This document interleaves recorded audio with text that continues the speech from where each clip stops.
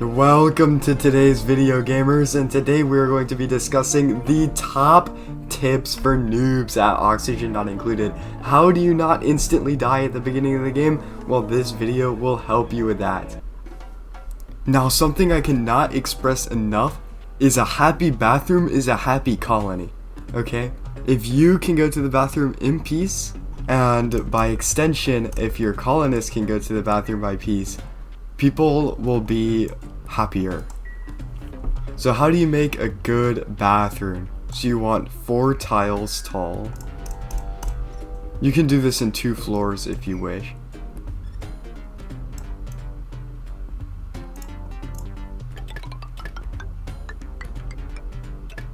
Alright, so as you can see, this is the simple bathroom setup. As you can see, plumbing at the bottom and actual bathroom at the top. It's pretty simple and can be integrated to a lot of bases. This is how the piping looks. It's a closed system. Outputs get recycled into the new inputs. So let's wait for the duplicate to have to use the bathroom. Alright, so as you can see, the bathroom is now required. So let's see how they use it. Oh, yeah, I forgot about this. Okay, so when loading the bathroom, because right now there's an empty pipe, there's no water initially in the system. So you want to load clean water into these pipes here. Alright, we're getting water into the system. It's loading up, going back out into the toilets and sinks. And the duplicate is going to use the bathroom. I'm going to turn off the pump. And as you're going to see, the waste water is going to get recycled, but right back into the system. It's super important for colonies to have, especially because the normal outhouses are higher maintenance and they produce some polluted gas that you don't want going around in your base. Alright, for the next building, I'm going to be making a simple water or liquid airlock. This allows duplicates to go in between areas without spilling any air, because these manual airlocks do not do the job sometimes, and making a genuine airlock is a little bit too expensive. So it's very simple. You need something that is 2 blocks high, 4 blocks high total, with 2 blocks up, 2 blocks down, 2 blocks high, and then put some water in each of these. You can usually do that with like a bottle emptier. Alright, so now let's see the duplicate cross sides. Now to show the capabilities of this airlock, let's say chlorine.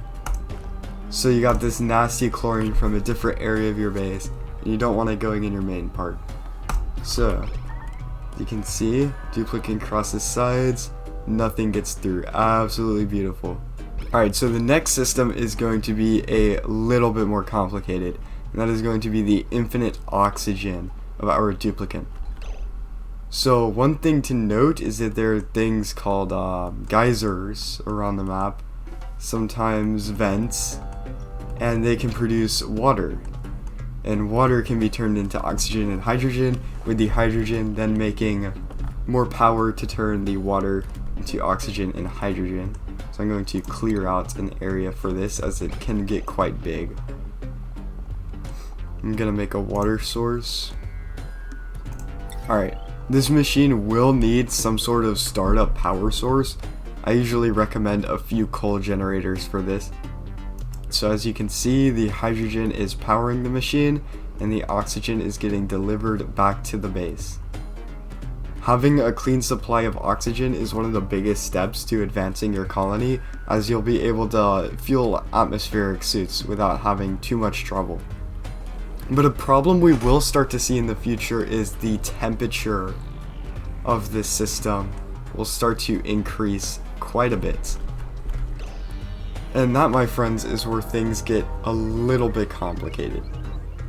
So, let's make a cooling system for this room right here. As you can see, temperature's already getting crispy. One thing to note with the oxygen system is that if it's not constantly running, you're gonna have to restart it. Probably with a coal generator. So in my worlds, I usually just like to dump excess oxygen into space. But usually I just need a bunch of it for fueling Atmos suits, and for anything in space it needs a bunch of oxygen. So the cooling room takes advantage of the steam turbine turning heat into power, and for the game not actually turning the power that it makes back into the proper amount of heat. It's quite a useful device. This system will also usually feed itself a little bit of power. You got the extremely powerful and power guzzling thermo aqua tuner, and you're going to want to have the outputs go straight back into the boiler room. Petroleum freezes at a super low temperature. Okay, now we're doing it. So, as you can see, this petroleum comes out cold. It cools down this area, gets the heat, and puts it over here. Okay, so this will be the basic systems I will show today. Make sure to like, subscribe, and watch tomorrow's episode.